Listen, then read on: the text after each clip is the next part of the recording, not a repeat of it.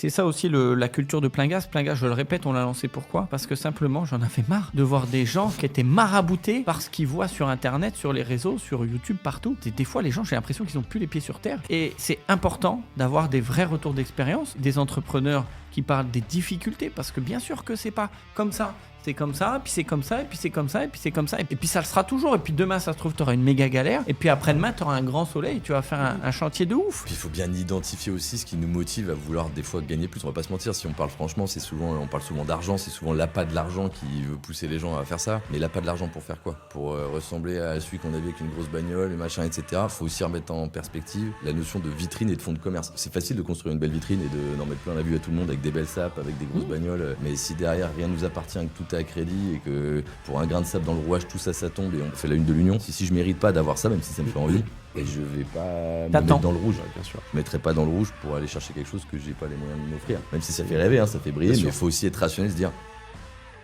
voilà.